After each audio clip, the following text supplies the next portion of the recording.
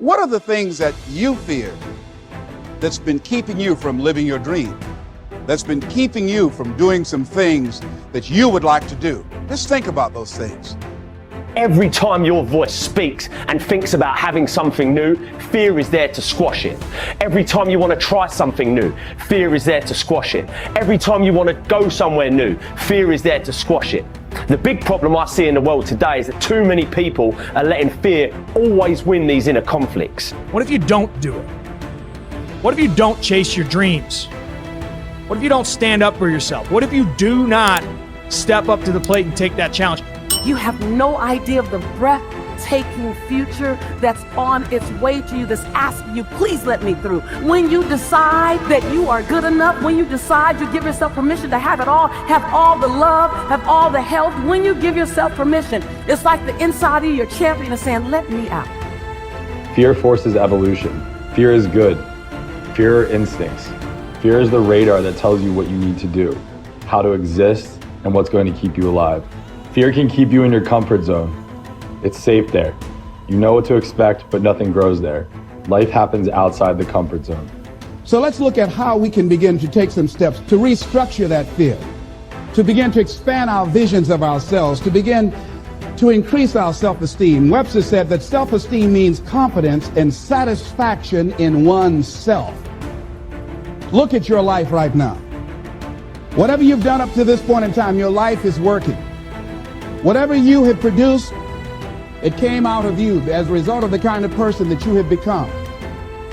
You have to be fearless. You have to be completely fearless and have utmost belief in whatever that feeling is inside you. It's all a mindset. It's how bad you want something, and nothing tastes better than when you've earned it. There's no better feeling than when you've earned it. So just start. Stop talking about it. If not now, when? If not you, then who? Listen, someone else is starting right now. As long as you got air in your lungs, you have an opportunity to improve your current situation.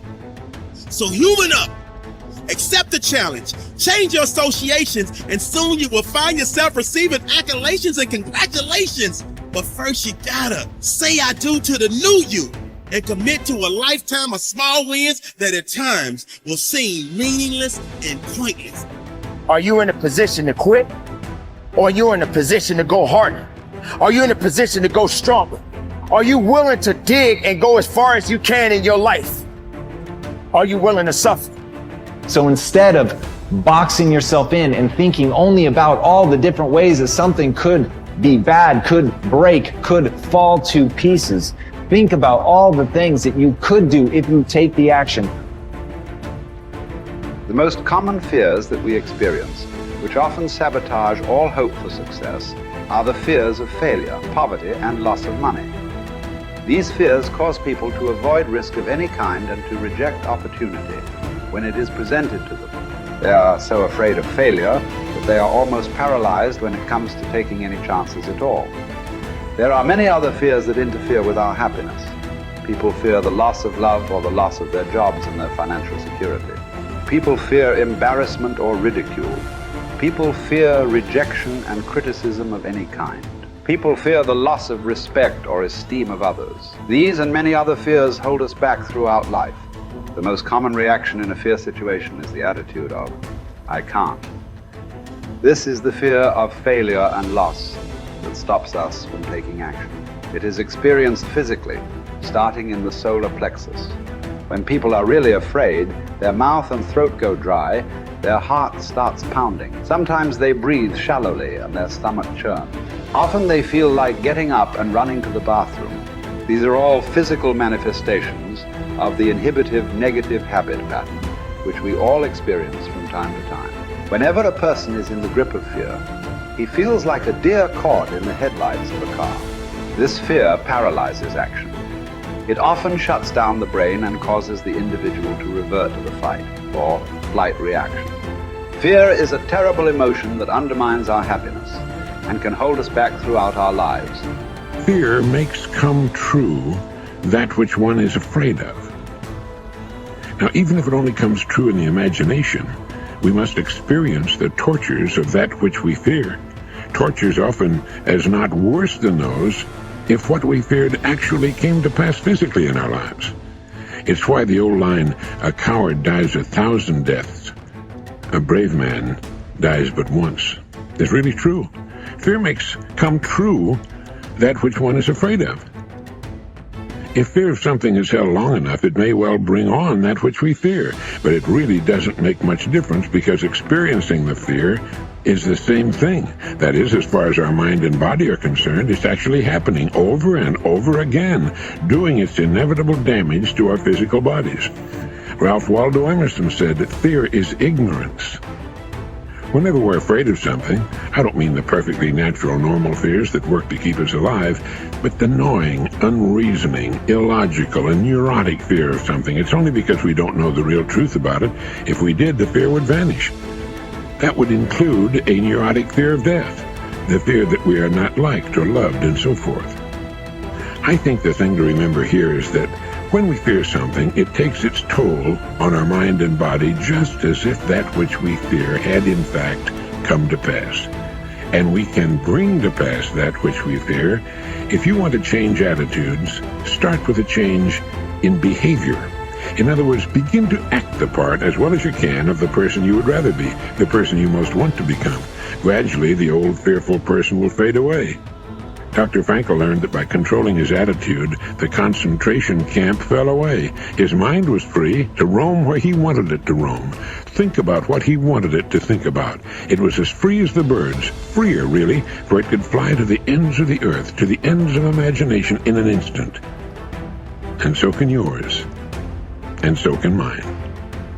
You need large amounts of self-discipline to deal courageously with all the fear-inducing events of your life. This is probably why Churchill said, "Courage is rightly considered the foremost of the virtues, for upon it all others depend." The fact is that everyone is afraid, and usually of many things. This is normal and natural. Often, fear is necessary to preserve life, prevent injury, and guard against financial mistake.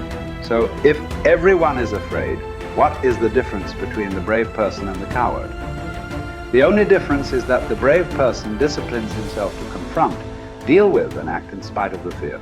In contrast, the coward allows himself to be dominated and controlled by the fear. Someone once said that with regard to warfare, although it applies to any situation, the difference between the hero and the coward is that the hero sticks in there 5 minutes longer. Fortunately, all fears are learned. No one is born with fears. Fears can therefore be unlearned by practicing self-discipline repeatedly with regard to fear until it goes away. Your ability to confront, deal with, and act in spite of your fears is the key to happiness and success.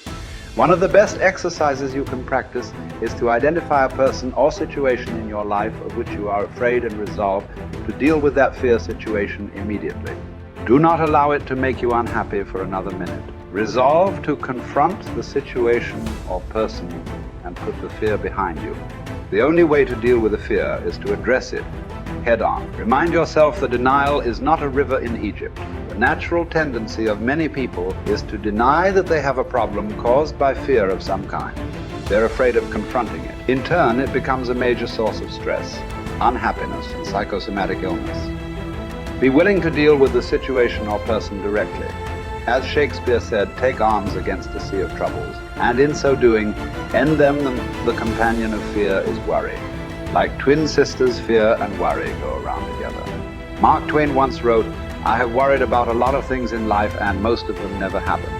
So if you want to do something, if you've thought about something you want to do, take it head on. Decide that you're going to start looking at it, start doing research on it, start tackling it, start becoming involved in whatever and wherever it might lead you to begin to explore the possibilities in that particular thing that you're seeking so that you can begin to learn all you can about it.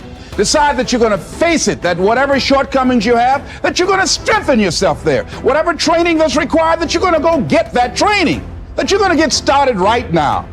George Washington Carver would say, do what you can, where you are with what you have, and never be satisfied. S.B. Fuller used to say, and you heard Joe Dudley talk about, always strive to be more than that which you are. Yeah, don't get satisfied with yourself. Always know that wherever you are, you can enjoy more, that you deserve more. But most people, you know what they do?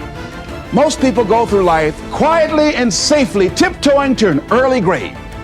Find out what it is you want and go after it as if your life depends on it. Why? Because it does.